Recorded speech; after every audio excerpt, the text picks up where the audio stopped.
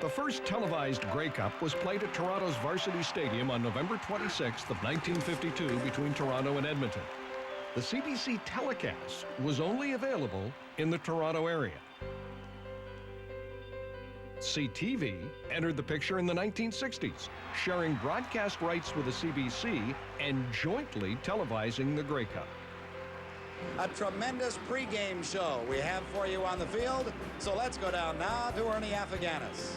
All right, Pat, and what a spectacular view from the field here at Iverwin Stadium. In 1987, the CFL set up the Canadian Football Network and broadcast its own games for 3 years. The CBC once again became the exclusive Grey Cup network in 1991. That arrangement lasted until 2008, when TSN became the CFL broadcaster. Today's Grey Cup telecasts have come a long way from those grainy black and white images out of Varsity Stadium. TV viewers feel they're part of the action, literally.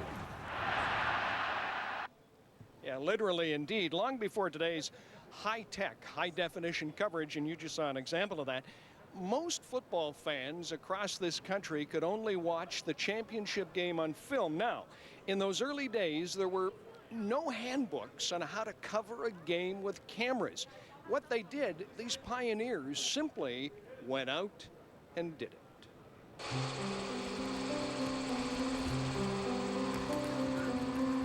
Film and football was my, what is the right word? I was a maniac. That's all I can say. He was the first cameraman in Canadian football.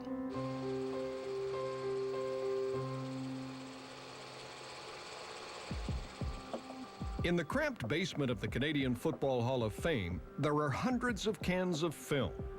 Film shot by a pioneering group of cameramen in the early years of the CFL. They all started with nothing. They learned by doing. And the most effective way of learning anything is by doing it. John Soika has a special kinship with the men who shot these films. A retired filmmaker himself, he is identifying and cataloging their work. Soika also has interviewed several of the cameramen to preserve their stories. Cameramen like Ken Davey. This is the Canadian history of Canadian football, and Ken Davey started it. I became a football addict. I became a real football fan.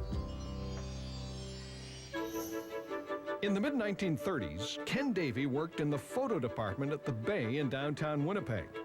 One day, someone from the Winnipeg team walked in and asked him to film their games. How much did he know about shooting film and football? Absolutely nothing. I didn't know a camera from an automobile. He said, why not? And I mean, that was his attitude, right? Why not? I'll try it. His ability to pick up something instantly meant that he could go out and pretend he knew what he was doing. And then he learned how to do it. Once he figured out how to shoot, Davey had to figure out where to shoot. There was no room for his camera and tripod in the press box. So he climbed a ladder and shot from the roof. But that was easy compared to the challenge he faced in Regina. The stands are about 25 feet high. They wasn't high enough to take any pictures. But I would have to climb these telephone poles, strap my hand 5 cameras up there, and stay up there for 3 hours to shoot a football game. I understand this is the exact camera that he used when he climbed up the pole. Yes. Wayne Sheldon was Ken Davey's assistant in the latter years of his career. Explain how this thing works. You have to load the film, threads down through the bottom, rolls up in the other. Right. Then you have to get the cap back on. You tighten the spring up like that. Right. Then that gives you usually about 18 feet, which is about a minute. All of this while up at the top of a telephone pole. All while you're at the top of a pole. But he became very proficient at it. And there are no plastic cameras then. Everything's metal and heavy. Cold. And cold. He was a magician. Yes. While Davey's main job was to film the players on the field, he sometimes got them out of some tricky situations off the field, especially on the road. I could tell you some stories about those trips that I wouldn't want to put on television, that's for sure. Sue Davey recalls her dad telling one story where the coach actually asked him to round up a couple of players who'd spent the night partying with some local ladies. He kind of knew where they probably were. And he'd say to my dad, would you mind going and getting these people from this area in the town? And he, for some reason, seemed to know where that was, too. So he was like... He was considered such an integral part of the team that the coach would ask him to do that. He was effectively a Winnipeg Blue Bomber.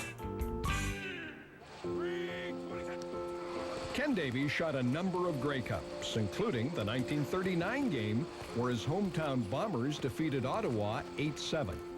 Though his films have become a part of Canadian football history, the only money he received was to cover the costs of film and the processing.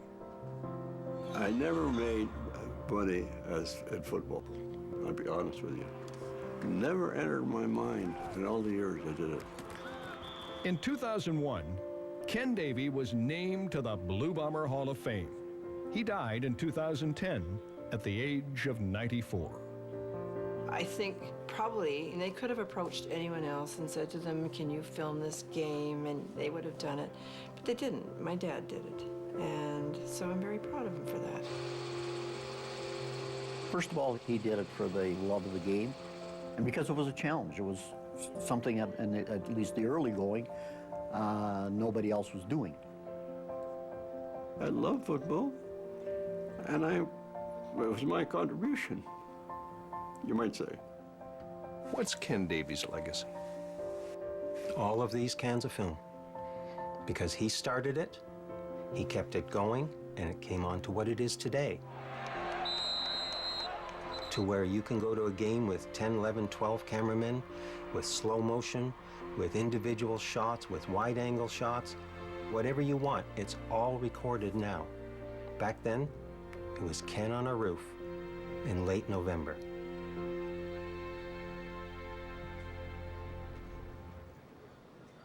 10, 11, 12, we have 37 cameras today, including this overhead shot from our cable camera high above the field here at the Rogers Center. And while we're talking about cameras and cameramen, we all want to congratulate our buddy Greg Barker. Today, we got a shot of Greg on camera number 7, I believe it is. And this is Greg's 23rd as a Grey Cup cameraman. Greg, give us a wave there, buddy. All right, well done. David.